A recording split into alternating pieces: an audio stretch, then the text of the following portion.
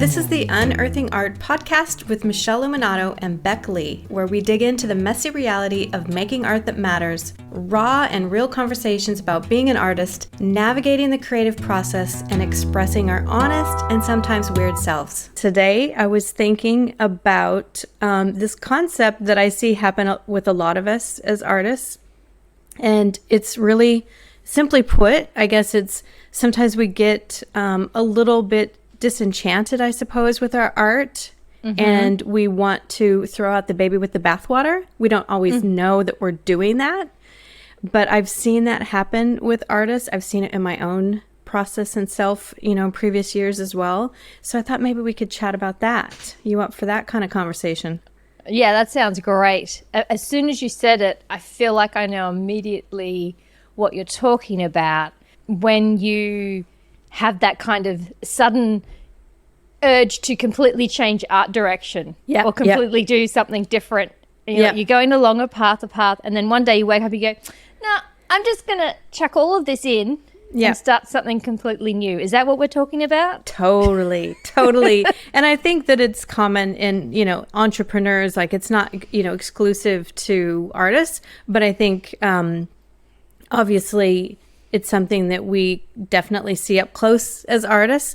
So I guess what I'm saying is it's a common human trait that when we get into these important projects, and maybe self-doubt sets in. I mean, I just want to really walk through what makes us do these things? Like what's actually happening, beneath the surface that makes us feel like, another direction is a better idea. You know what I mean? Because from the inside of that experience, it can seem like the most obvious idea, like you just, I think there's a lot going on in terms of, we could talk about, but kind of to jump in a little bit, whatever's going on inside us, the ego, the, protective devices and strategies, kind of it's really at a deep, almost subconscious level, something's going on to trigger, but at the conscious level, it seems just like a logical choice. We're like, we start, coming up with reasons, this isn't working very right, or this seems like I'm wasting my time, or this other way might be easier. I've chosen the wrong path and it's too difficult. I guess what I'm getting at is I don't think that in that moment, I can speak from experience, being in that moment, it doesn't feel like you're giving up per se. There's a lot of self-talk and a lot of, the devil on the shoulder, giving you the reasoning why it's perfectly logical and reasonable that this particular path that you're on isn't going to work out. So why not jump over to some other project, some other art exploration that's probably going to be more reliable, higher chance of success. Like these are the little whispers you're getting in the ear, all these very reasonable, logical sounding things. Have you felt like that? Am I right? 100%. And it's funny because I think that for me, it showed up really frequently in the beginning, I'd say actually it wasn't probably, it might have been in the beginning too, but definitely in the middle, where I was like, oh, I should do this. And then I should do this. And there was a part of me that I suppose was really trying to grow as an artist. And so I felt like, there was a letting go that was happening that I had to do to make progress. But thankfully I had someone like my husband, in my life who was like, hold on a minute. What are you doing? Don't scrap everything you've just done, let it be seen and, evolve it. So like he was always grounding me in, in these like new departures, that seemed better and, different. He always kind of had me cool my jets a little bit and like, Yeah. And isn't that interesting that it's the flip side of that? So to us, we've got this little devil giving us all these great reasons why it's the thing to do.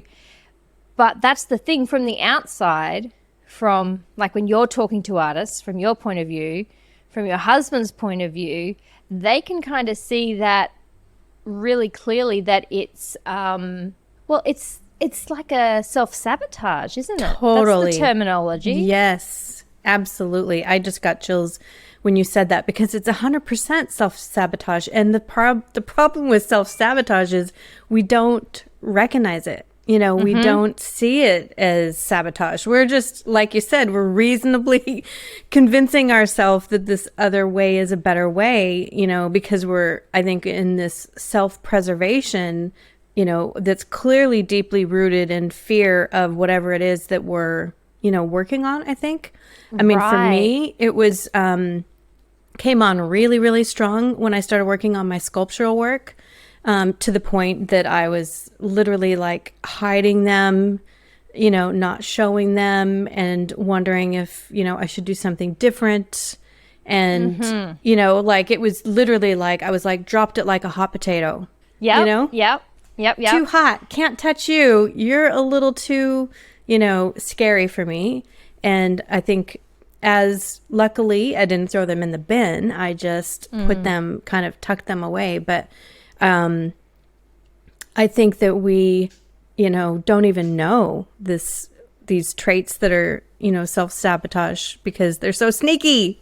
I think quite a few people who, you know, write in the area of creative process and like the bravery or the commitment that it takes to carry through creative ideas, whether that's like artistic or entrepreneurial, just like to be more of a groundbreaker. And I'm sure that I've read with Stephen Pressfield's The War of Art. Yes, I think his book's called, which I'm not a huge fan of because it's a little bit sort of masculine and aggressive in some ways.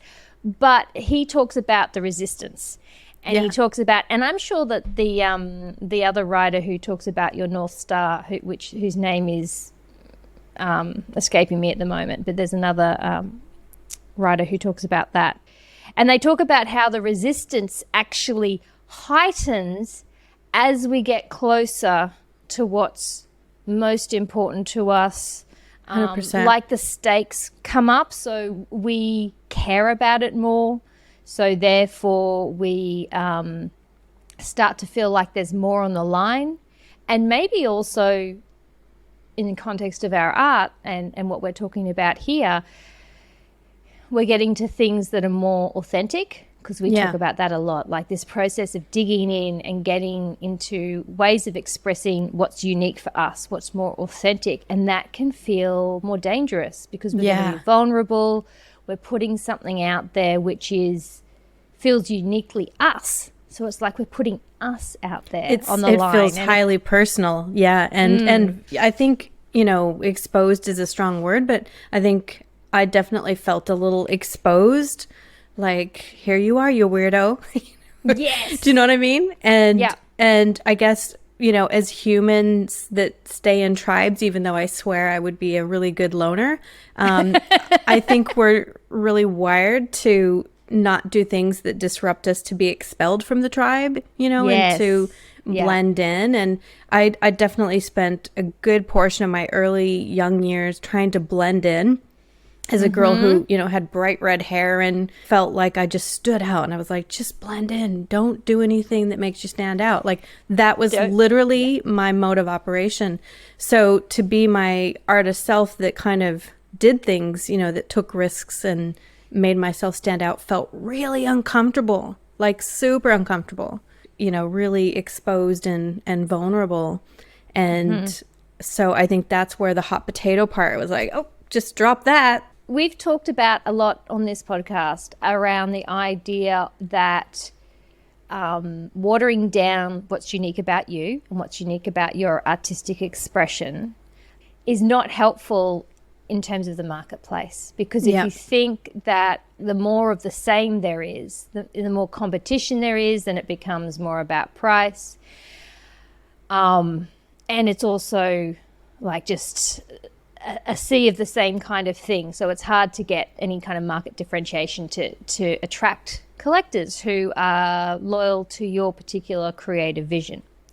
And I don't know, at this point, I think everyone can see the logic of that.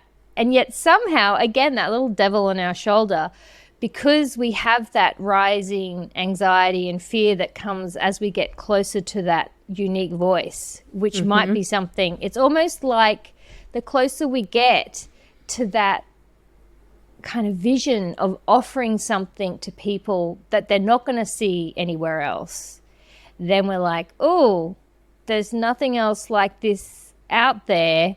That makes it weird.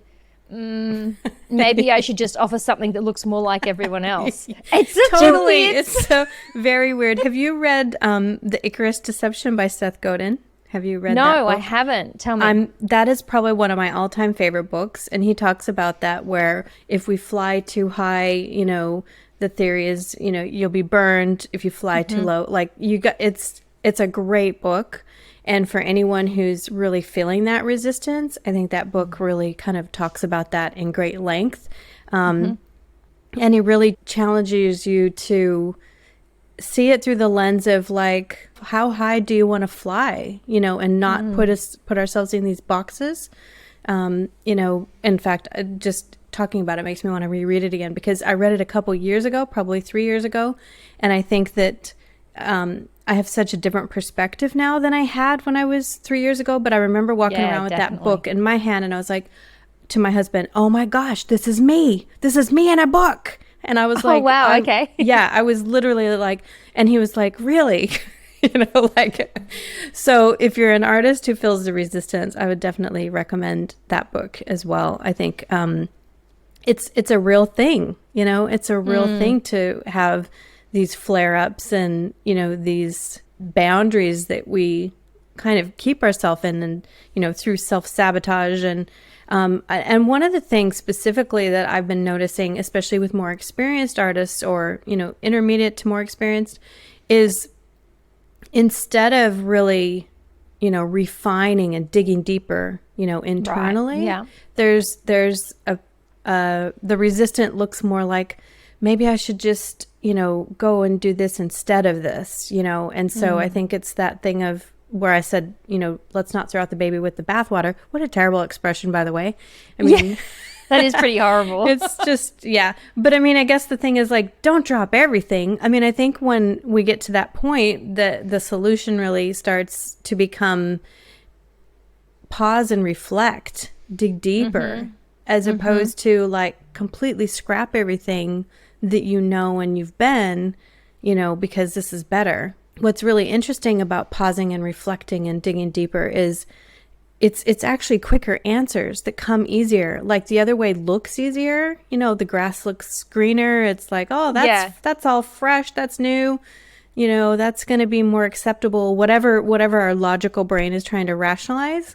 But pausing and reflecting constantly gives me really quick answers when I train myself to do it frequently, which, like, I literally feel like I'm a repeating, you know, door here, where I'm like swinging around going, Bec, do you know what I did the last, you know, week and a half? I think I went into my studio, completely looked at my inspiration images, and I completely removed the least important ones. Didn't necessarily add, but I really honed in. I was like, time, because I'm working through the final stages of an exhibition. So it was like, delete, get rid of, clear out what really isn't moving me, you know, and kind of refine it. So even though I do that a lot, often. Yeah, you do. It's, for me, it's like, I don't know, it just feels like it gives the whole studio fresh energy, you know, and it gives this, like, I'm like, oh, there it is. Okay, got it.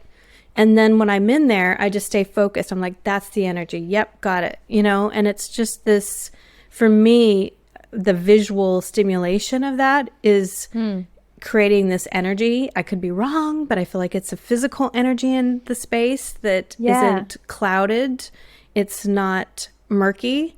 It's more refined. So this is kind of what I would say more of my final stage of, like, completing a vision is, you know, refine and simplify and get rid of the extra stuff. Extra stuff, yeah. What I love about that is that it gives me a sense that you have a very living process, as in it's always changing and in a very moment-to-moment way. Like, you're always in touch. There's not at the beginning, I do a board, I do a Pinterest board, I do a mood board, and then in the middle I just paint, and then at the end the paintings are done. Yeah. Like it's more that constant iteration, evolving. It's like I'm having a real visual of, fluidity. Like things are always slightly moving, giving you different perspectives. One of the things, I think that's hard for someone like me, I find that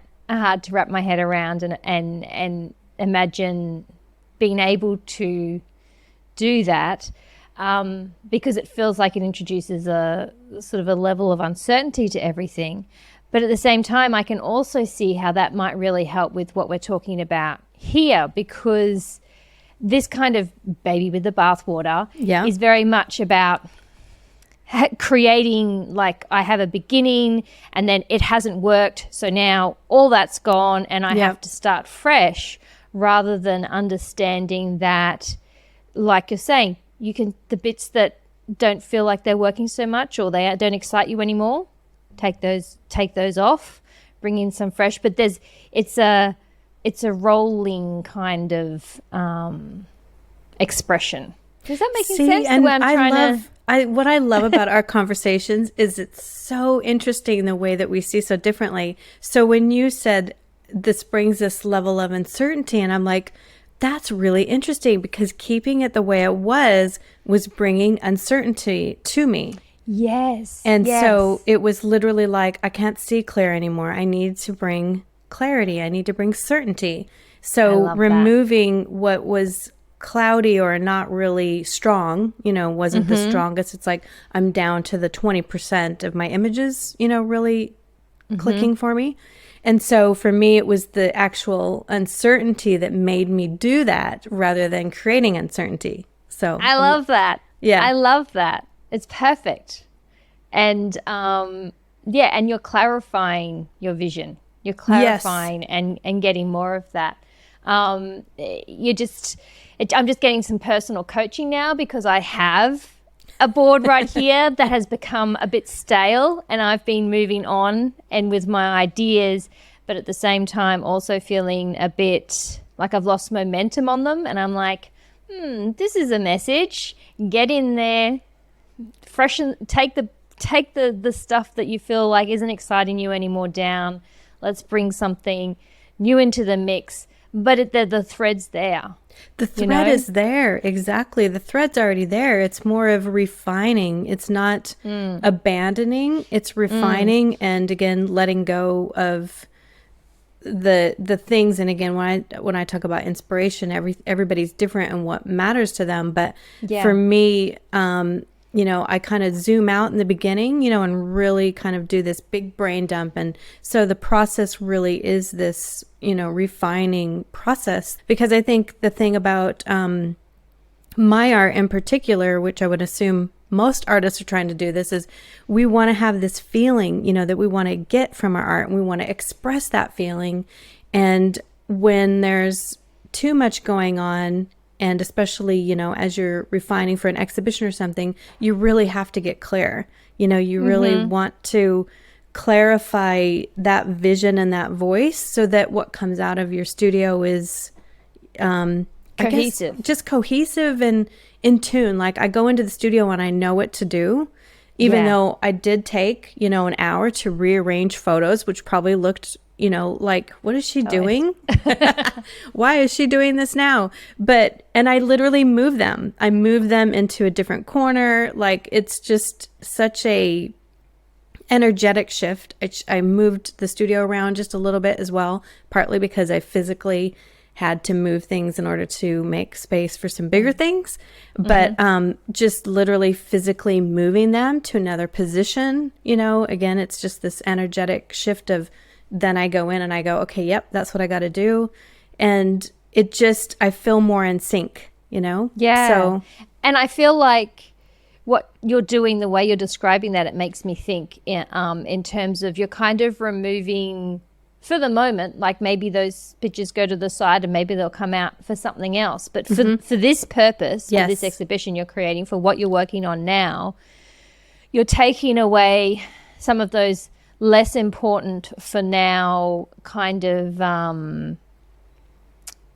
like they're distractions, but they're pathways of possibility. Yes. That's what I'm trying to say. Pathways of taking possibility, away exactly. some of those possibilities, which are ways that the art could have gone. Yeah. But you're being more decisive about the path that you're choosing for now, because we can't hold 100 possibilities at once. That's when we get that's when it gets into stuck. in the beginning. I mean, I love the idea of possibility, and I really lean into that and really let it unfold as I go through the experience. But yeah, at this point, the possibilities are getting much more focused and narrow and intentional, and I'm like, yes, this, but not that, and that's because I've made the art along the way, and I've learned from those experiences to bring that forward. And so it's been like the process really goes from not only making the art, but the art is influencing the inspiration back. And that's why I think that there's this fluid experience. Yeah, exactly. That makes so much sense. Yeah. So instead of me going, you know what? I got to scrap it and start over. Yeah. Like, no, don't scrap it. Anyone that's feeling like they want to scrap it, don't scrap it. Don't scrap it. Because what you said earlier was it's about going deeper. Yes. And you can't go, it just makes sense that you can't get to a deeper level if you're constantly restarting at a surface level kind of thing. Yes. And I feel like one of the kind of red flags from what we've been talking about would be if the alternative, as you say, is to go deeper and more refined on something that you've been looking at for some time, or the devil on your shoulder. I'm just loving that. I'm going to stick with that. That's the angel. The angel is saying you could go deeper, versus what the devil's saying is scrap that and just do like what that person over there is doing. Like that's a red flag, because at that point you haven't been working on that. That hasn't interested you before. And all of a sudden you're just going to wholesale bring in from the outside some other kind of idea that you're just going to plop on top. Like I think, hey, I am right up there doing that as much as anyone else. You're on Instagram, you're scrolling through, you see something lovely and you're like, I could add something like that. Why just let's just think about that for a minute. Why would you import something from externally that hasn't really been through any process with you, that you don't have any affinity with? Am I on the right track here? Not only that, but I think this is why people feel like they don't get momentum. They don't get any traction, because when you are adding outside influences that aren't really internally connected, it's going to end up that you spit it out in the end. I mean, that's my guess. Based on my personal experience, it turns out that I just spit it out and it doesn't stick.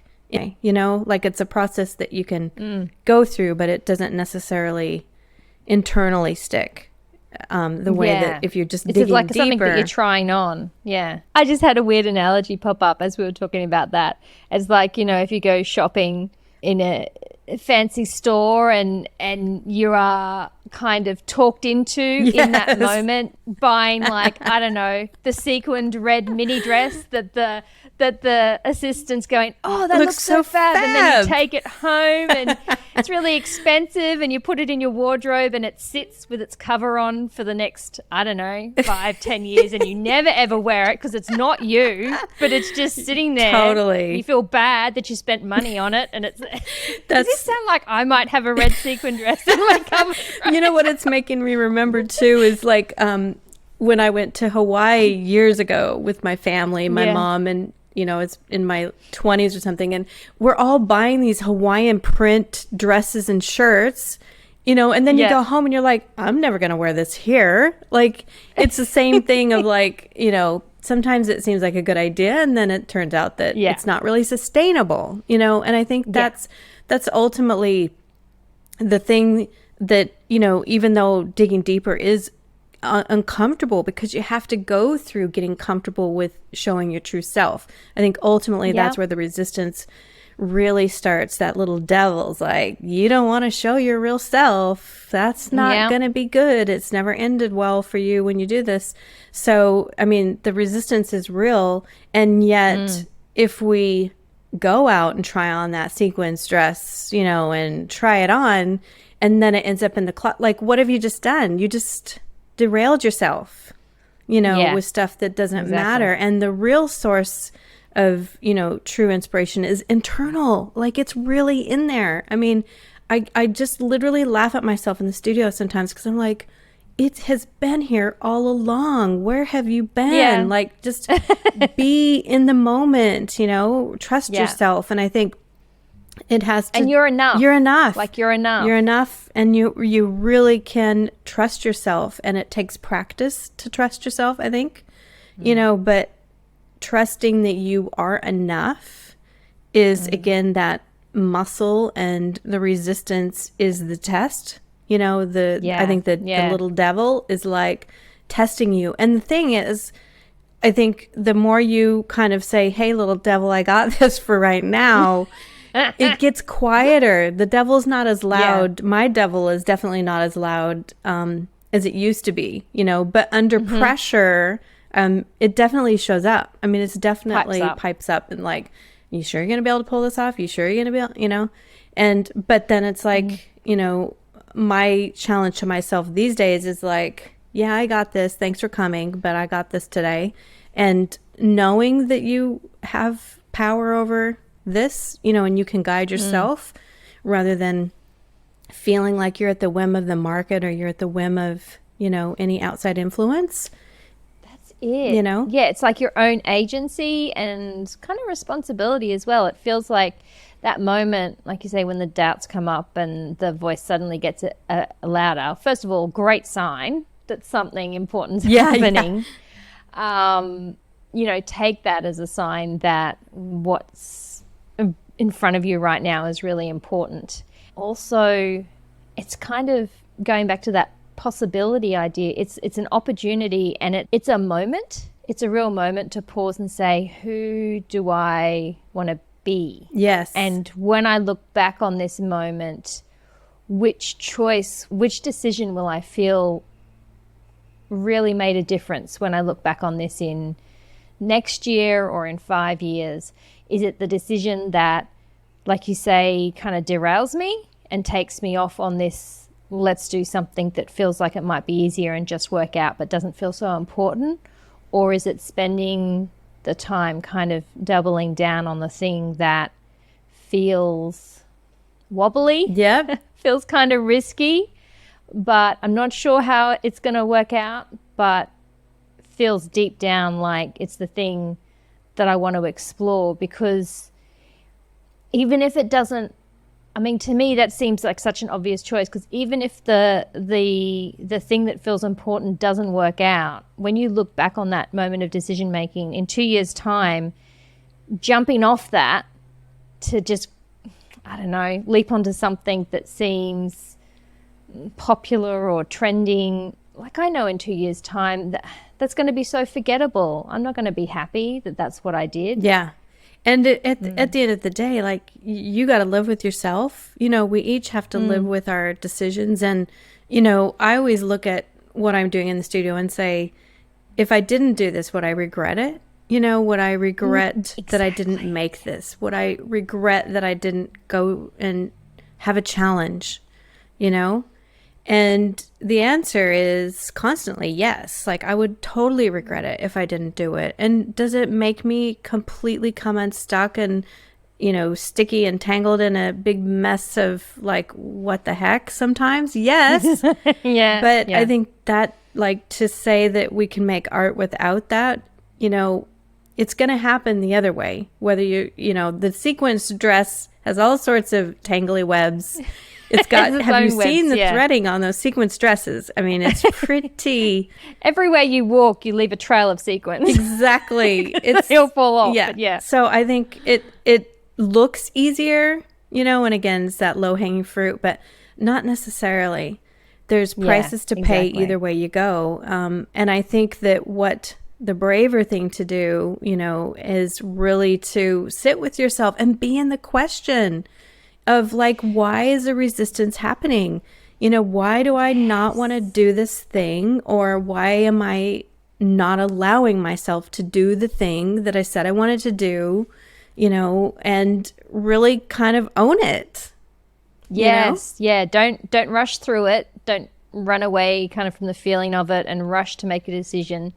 Yeah. Sit with it and ask why this is coming up now, why this is happening. Yeah. That's going to yield a lot of juicy answers and maybe more questions, which is what the process is all about, right? Yeah. And I think, too, the last thought that comes to my mind is really around what appears to be easy wins versus, I think sometimes these passive, like, oh, that looks easier, or that's, going to give me a quicker win or be more acceptable, whatever that is. But if you look beneath that surface, like say you did get that one easy win, then what? Yeah. So I guess what I'm saying is the easy win isn't always the easy win, and that's where I look and say, is the path that I've taken, it's much more, I guess, in depth, but I feel like the road is there. Like there's no end to the road. I'm on it and it's part of the journey, but, I'm willing to sit in those uncertainty questions. I'm willing to sit in with that resistance and saying, what are you doing, little devil? You're messing with me, like I'm just hitting it head on. Just make sure you have people around you who can say, hey, what are you doing? Freeze with that bath water. There's a baby in there. Exactly.